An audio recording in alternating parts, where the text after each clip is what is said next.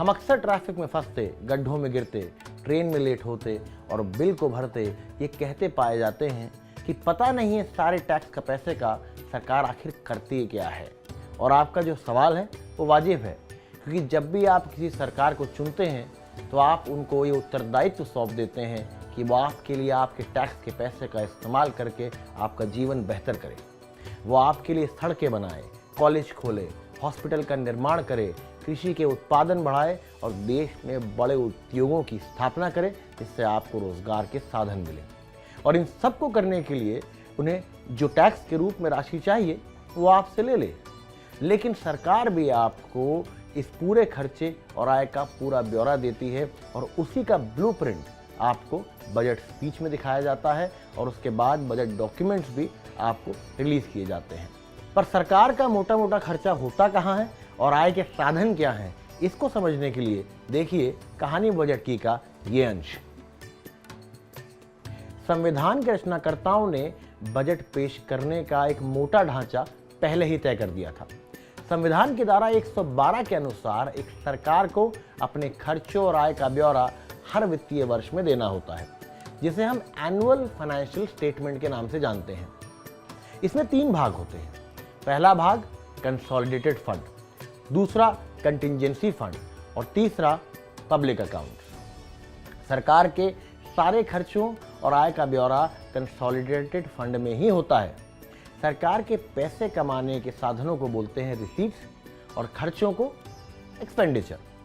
और आय के साधनों यानी रिसीट्स को भी आप 2 भागों में बांट सकते हैं, रेवेन्यू रिसीट्स और कैपिटल रिसीट्स। रेवेन्यू रिसीट्स में आते हैं डायरेक्ट टैक्सेस जैसे income tax, corporate tax, indirect taxes यानी कि जीएसटी, एक्साइज ड्यूटी और कस्टम ड्यूटी।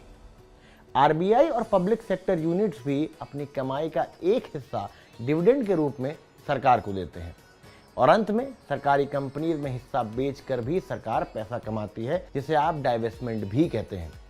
लेकिन देश की ज़रूरतें ज़्यादा हैं और आय के साधन कम, इसलिए सरकार लेंडिंग भी करती है। कैपिटल रिसीट सरकार के मार्केट लोन्स, आरबीआई बोरोइंग्स और फॉरेन बॉन्ड्स और गवर्नमेंट से लेंडिंग का खाता है। अब एक बार सरकार ने सारे आय के साधन देख लिए, वो सारे पैसे खर्च कहाँ करती है उसके बारे में बताते हैं। अब खर्चे भी आप 2 भाग में बांट सकते हैं। एक तो रेवेन्यू एक्सपेंडिचर यानी कि रोजमर्रा के खर्चे, जैसे कि सरकारी कर्मचारियों की सैलरी, पेंशन, बाकी मिनिस्ट्रीज को उनका हिस्सा और स्टेट गवर्नमेंट का हिस्सा भी यहीं से जाता है। और फिर आते हैं बड़े खर्चे यानी कि capital expenditure, land, building, machinery और किसी भी बड़ी एसेट खड़ी करने के लिए जहां से हिसाब जाता है उसे आप कैपिटल एक्सपेंडिचर बोलते हैं।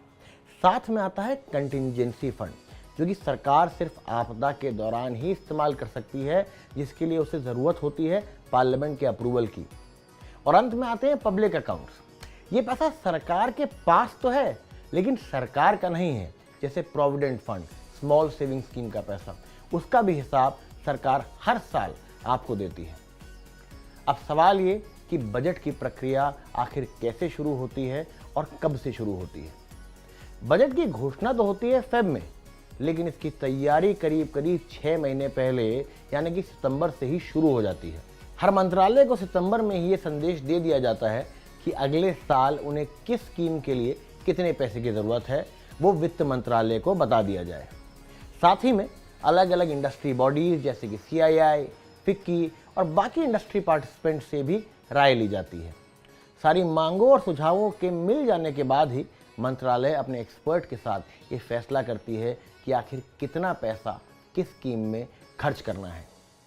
ये जानकारी वित्त मंत्री और प्रधानमंत्री को छोड़ के किसी भी और मंत्री के साथ शेयर नहीं करी जाती। कैबिनेट मिनिस्टर्स को भी बजट के पहले इस बात की जानकारी नहीं होती कि उनके मंत्रालय को आखिर कितना पैसा मिलेगा। उन्हें भी पहली झलक मिलती है बजट से पहले होने वाली कैबिनेट मीटिंग में ही।